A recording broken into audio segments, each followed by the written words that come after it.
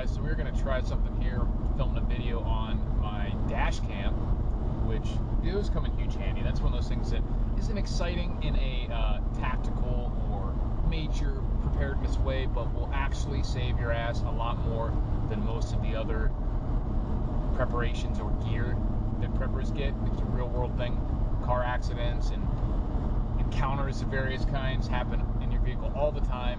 Having video footage of it is super helpful, and so I definitely recommend it. I'll put the link in the description to the one that I'm using right now, which films inside and outside, which is obviously beneficial, especially if you're doing any sort of like job, Uber deliveries, whatever.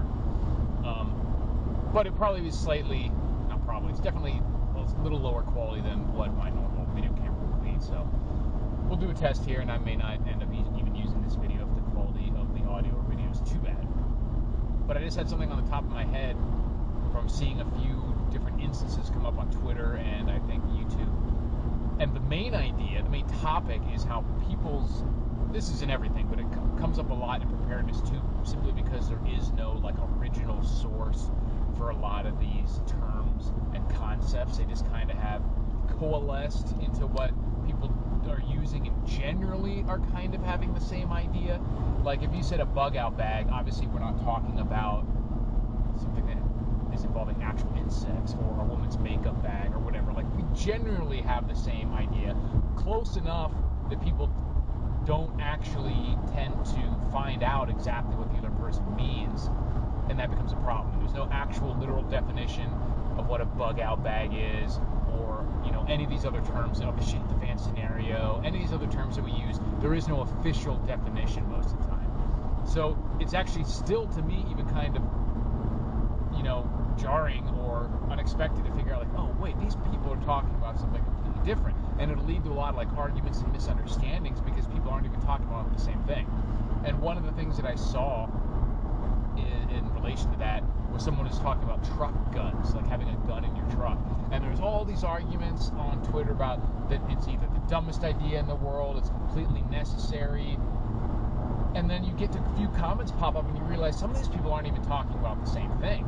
Like one of the people mentioned, wait, I thought a truck gun was just a gun that you leave in your truck all the time. And it can be. Why can't that be a truck gun? Certainly some of the people arguing either for or against it were using that definition. Other people were using a definition of something that is more along the lines of a personal defense carbine or weapon that is just sized such that if you have to get in and out of a truck or a vehicle for any particular mission, this thing is much more suited for that, maybe for firing inside the vehicle versus something much larger that would be a lot more difficult to egress and ingress and maneuver inside a vehicle. So obviously those are two very, very different things if you're talking about whether you should be doing it or not. And you could make an argument for both of them. Obviously, I think for most people's situations, without some specific precautions, leaving a gun in your vehicle all the time is probably not a good idea. But I think it can be done properly, whether that's with a rifle or AR-15 pistol or something along those lines, PDW. You could certainly make some sort of security lockup system that would still make that pretty safe, especially if you combined it with measures that make your car difficult to steal, like a kill switch or stuff like that. Because that's one of the things that people are bringing up is that, if you have a gun in your car all the time, even if it's hidden, if your vehicle gets stolen, you lose it regardless, and even if they don't know it's there. But there's all sorts of scenarios where having a weapon that would be easier to use from inside a vehicle, or at least to get in and out of a vehicle, maybe you can see a little better, have with you in the cab or something, that could apply to a host of SHCF scenarios. But the main idea is about how these people are arguing over the merits of it or the specifics of it without even really having the same definition of what constitute success or what they're even talking about. And you definitely see that all the time with bug out bags. And people will be like, with the bug out bag I need this, and be like, well, I won't need this when I get home. Like, get home, a bug out bag's for when you're never going home again. So then you come up with all these subcategories like inch bags or go bags and things like that. So the bottom line mind is that I'm not really promoting any individual one of these concepts. They all have their merit, especially if you dig into the minutia of it. But just to focus on that concept that we are always talking about a specific thing. And when we're using these terms, there are no actual, official objective definitions that you can point to in a dictionary and say, this is what a bug out bag is, argue the merits of that. This is what a truck gun means, argue the merits of that. And you also see it a lot when, not just with gear, but with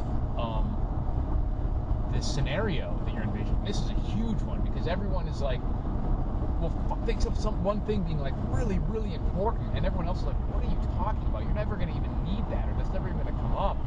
Because if you, in certain scenarios, your preparations will make you look like either a genius or a completely unprepared idiot, depending on what actually happens.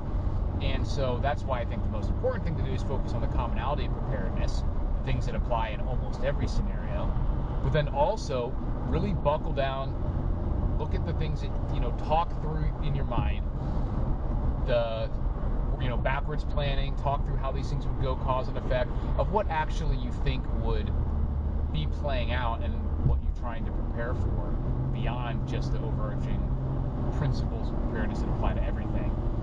Because you'll see, and I was thinking about trying to make a clickbaity title for a video like this, like Green Berets make the worst preppers, or why they're terrible preppers or something, just for clickbait purposes, because they obviously are not automatically terrible preppers. But one of the things that I've noticed from a lot of these military guys, especially the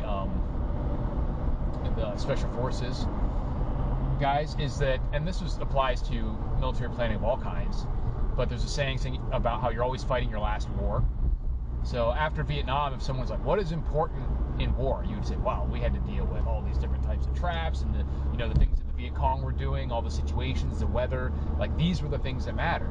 But then you go into Korea, or certainly in more modern combat, things are totally different. We're getting into drones, that sort of thing. So a lot of times you'll see these military guys will be like, one of the more recent things is to talk about how body armor or plate carriers are unnecessary or going to be a big problem, because try wearing that for a 4-day reconnaissance mission or something, and I'm like, what the heck?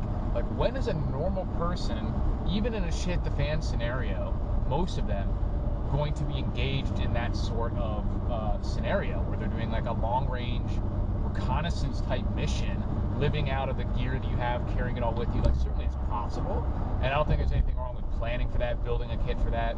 But do you think that's more likely than a scenario where you're just like at your house or location or compound or whatever, and a group of multiple people armed, whether that's a Tren de Agua type group or another gang of, let's just say, tyrants, shows up, and because they all will say at some point or another will be like, well, yeah, if you know you're going to be in a firefight, there's obviously nothing wrong with get the fuck over, you piece of shit. These people don't know how to merge here. Obviously, if you are in a situation where you know you're going to be taking fire, then why wouldn't you have a plate carrier, a bullet bouncer, or a bulletproof shield or something? And their objection against that is because on the type of missions and the type of scenarios that they've been involved in, is they have to carry a bunch of gear for many miles over many days. And I just don't think that that's necessarily the scenario that a normal non-military person would be more likely to encounter. It's certainly possible, but, and like I said, I'm not promoting any particular idea. I'm just saying, realize what you're talking about before you decide to either accept a concept or a plan or a piece of gear or argue against it. Because I think, and I think almost everyone will agree, that if you're talking specifically about, I'm in my house and I think 5 armed guys are going to be trying to get in an hour, that everyone would put on the plate carrier or position the bulletproof shield somewhere or something like that. And I think all those same people, if you've ever had to or ever forced to do 12-mile ruck march every day for 3 or 4 days, and you're in a situation where you might encounter bad guys, but most of the time you won't, then you might leave the 35-pound bulletproof shield at home, maybe even the plate carrier, that sort of thing.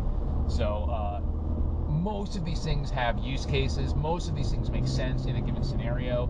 So all we can really do is make sure that we're talking about the same things and really define what problems you're trying to solve, what defines victory, and just be flexible. I think having systems and stuff that you can adjust and deal with either of those scenarios with very minor tweaking is obviously the best bet, and then the commonality preparedness. But this is mostly about just make sure that you're on the same page when you're talking about this stuff. Define what problems you're thinking of facing and why, and define your terms. And I'm probably guilty of that too, just throwing out terms like bug out bag and things like that.